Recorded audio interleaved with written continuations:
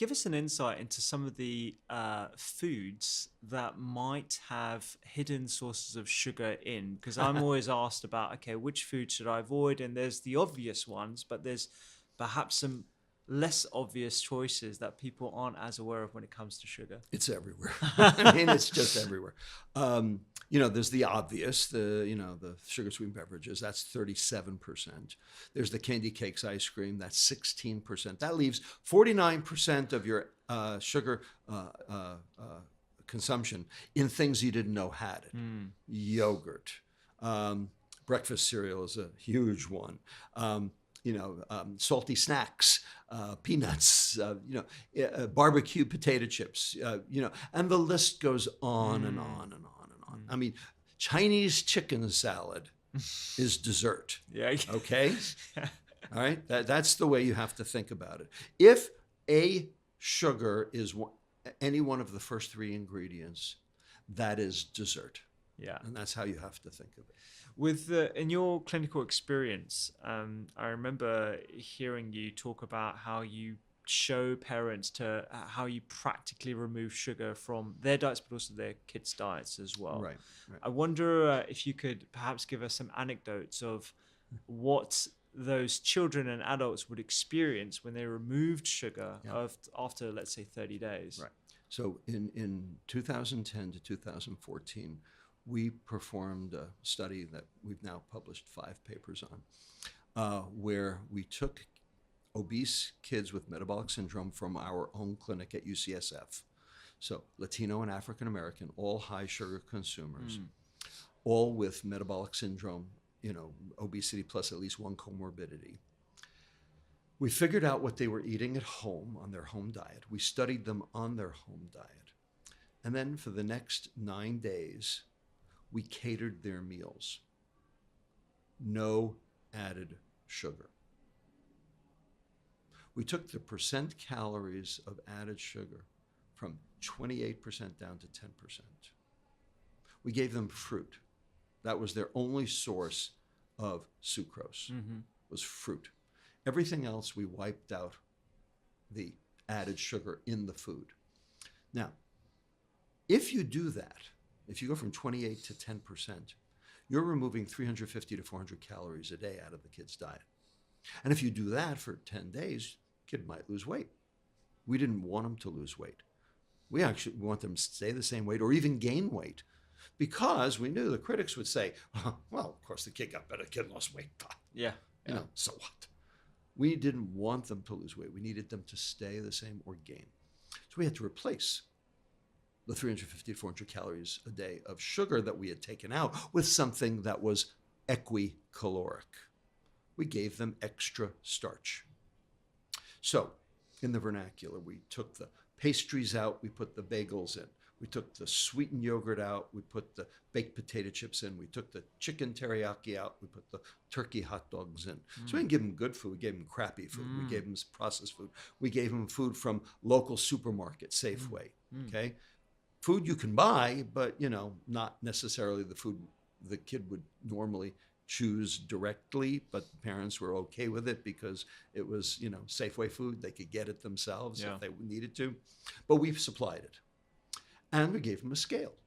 And every day we'd call them up, what'd you weigh? And if they were losing weight, eat more, in order to maintain their weight stability over the course of the 10 days. And then we studied them again 10 days later in their fructose restricted state.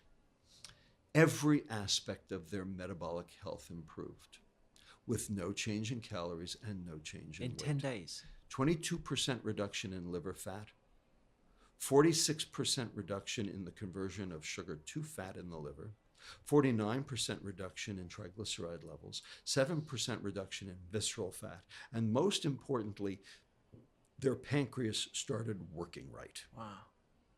Their pancreatic secretion and their insulin sensitivity all improved. In other words, we reversed their metabolic syndrome with no change in calories, no change in weight, showing this was not about the quantity of the food, it was about the quality of the food. And that sugar was indeed a direct, chronic, dose-dependent mitochondrial toxin. And that should have been perhaps not the nail in the coffin for the calories in, calories out argument, but certainly, enough evidence for us to change our thinking at an industry level around calories in, calories out. Well, the food industry does not want to change. Yeah. The food industry, the energy balance model, the calories in, calories out model, that's how they got here. That's their gravy train. Because they say, well, you get to choose what calories you want, and everyone has discretionary calories. And if you want to spend them on sugar, you should be allowed to. So they subscribe to the energy balance model because it's good for them. Now, just so happens there are several other models. One is called the carbohydrate insulin model, that it's the refined carbohydrate and sugar because of the insulin rise. And I, thus far, have subscribed to that. This, of course, has also been promulgated by my colleague at Boston Children's, Dr. David Ludwig. I'm Lustig, he's Ludwig. Someday we're going to open a law firm. Yeah. Turns out there's a third model called the redox model, which has to do with oxidation reduction abnormalities in reactive oxygen species that ultimately leads to false metabolic signaling within cells and leads to proton leak, which leads to mitochondrial dysfunction, which is related to the two models, but different. And then finally, most recently, we've developed the obesogen model, specific chemicals in the environment, like bisphenol A and phthalates and PFAS, polyfluorinated alkylated substances like Teflon, that also generate obesity as well. And it turns out what they all have in common, all four models, is reactive oxygen species. Oxidative stress. Oxidative stress, by sending false signals to cells, tell the cells to basically metabolize differently because the cell thinks there's a proton leak. And so it thinks it needs to shut down its mitochondria. That's fascinating. And so we're trying to unify the various hypotheses and try to get rid of the calorie. The calorie needs to die. Yeah.